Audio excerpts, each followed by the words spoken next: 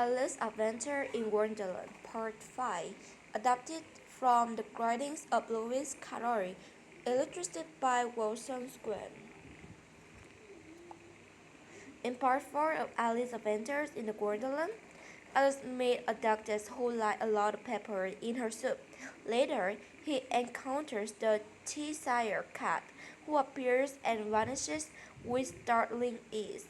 Chapter 7, A Mad Tea Party. Here was a table set out under a tree in front of the house, and the Mart Hare and the Hatter were having tea at it. A dormouse was sitting between them, fast asleep, and the other two were using it as a cushion, resting their elbows on it and talking over its head. Very uncomfortable for the dormouse, thought Alice. Only as it's asleep, I suppose it doesn't mind. The table was a large one, but the three were crowded together at one corner of it. No room, no room, they cried when they saw Alice coming. There's plenty of room, said Alice indignantly, and she sat down a large armchair at one end of the table. Having some wine, the martyr said in an angry tone. Alice looked over the table, but there was nothing on it but tea. I don't see any wine, she remarked. There isn't any, said the martyr.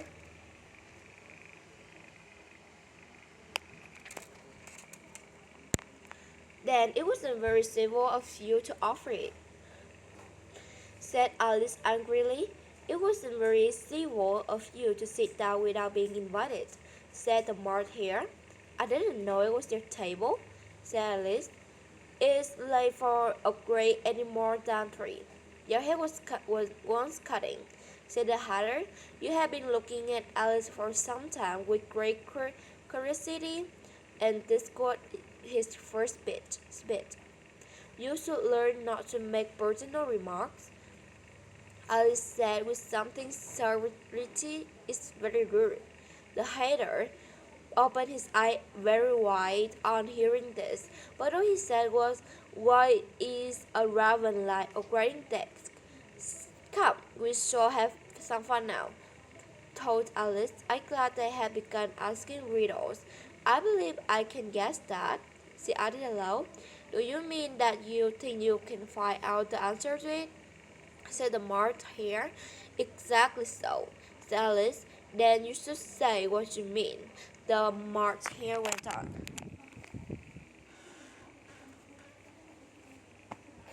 I do, Ali hastily replied. At least I mean what I say. That's the same thing, you know. Not the same thing a bit, said the hater. You might just as well as see what I eat is the same thing as I eat what I see. You might just say, well, say, added the Mart Hare, that I like what I guess is the same thing as what I like. You might just well say, added the dormouse, who seemed to be talking in his sleep, that I breathe when I sleep. It is the same thing as I sleep when I breathe. It is the same thing with you, said the Hatter, and here the conversation dropped. The party sat silent for a minute, while Alice told over all she could remember the ravens at Grand Desk. The Hatter was the first to break the silence. What day of the month is? He said, turning to Alice. He had taken his watch out of his pocket and was looking it uneasily, shaking it very now and then, and holding it to hear. Alice considered and then said, The fourth. Today's wrong, sighed the Hatters. I know you brother wouldn't do the work, she added, looking angrily at the martyr.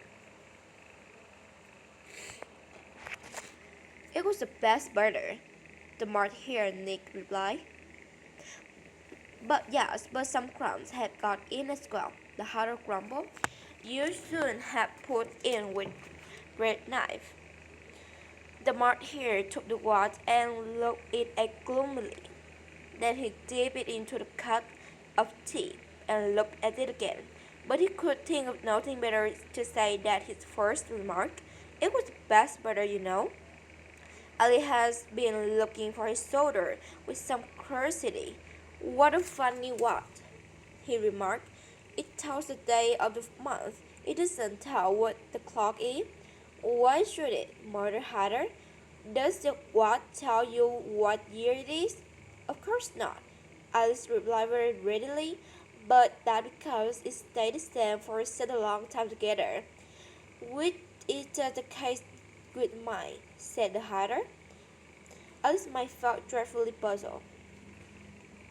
The Hatter remark seemed to have no sort of meaning in it, and yet it certain English.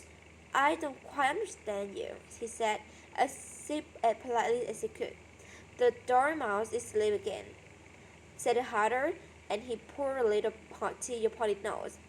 The Dormouse shook his head impatiently and said, without opening his eye, of course, just what I'm going to remark myself. Have have you worked the riddle yet? The Hatter said, turning to Alice again. No, I give up, Alice replied. What's the answer? I haven't less idea, said the Hatter. Nor I, said the March Hare. Alice slightly gracefully. I think you might do something better with the time, she said. That was it in asking riddles have no answer. If you knew Tom as well as I do, said Hatter, you wouldn't talk too much about it. It's him. I don't know what you mean, said Alice. Of course you don't, the Hatter said, tossing his head contemptuously. I dare say you never even spoke in to Tom. Perhaps not, Alice cautiously replied, but I know I have to beat time when I learn music. Ah, that counts for it, said the Hatter. He won't stand beating. Now, if you only kept on good terms with him, he would do almost anything you like with the clock.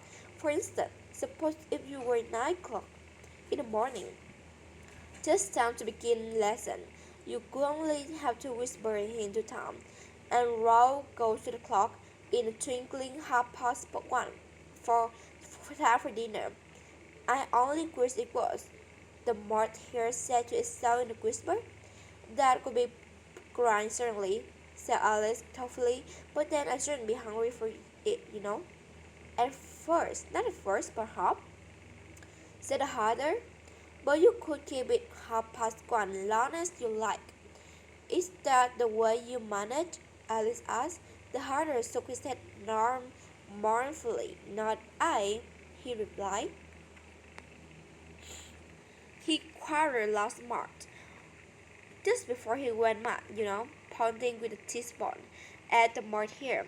It was a great concert given by the Queen of Hearts, and I had to sing, Twinkle, Twinkle, Little Bat. How I wonder what you're at. You know the song, perhaps? I have heard something like it. Alice, it goes on, you know, Hatter continued. In this way, you up upon the world you fly, like a teacher in the sky. Twinkle, twinkle. Here the Dormouse shook his head and began singing its sleep. Twinkle, twinkle, twinkle, and went so long that they had to pin it to make it stop. Well, I had hardly finished the first verse, said the Hatter. What a Queen jumped up and pow out, he murmuring in the top, up with his head. How dreadfully savage, exclaimed Alice. And ever since that, Alice went on it mourned, thought he won't do a thing I asked. It's always 6 o'clock now. A bright idea came into the Alice's head. Is that the reason so many tea things are put out there? She asked. Yes, that is, said Hatter with a sigh. It was great tea time, and we have no time to watch tea thing between whiles.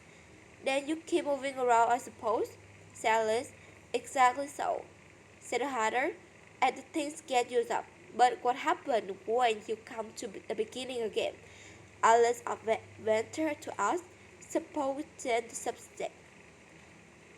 Martin interrupted, yawning. I'm getting tired of this. I'm vote to the young lady. Tell a story. I'm afraid you don't know one. Alice rather alarmed the parcel. Then the dormouse saw. They both cried, "Wake up, dormouse!" And they pinned it on both sides of it.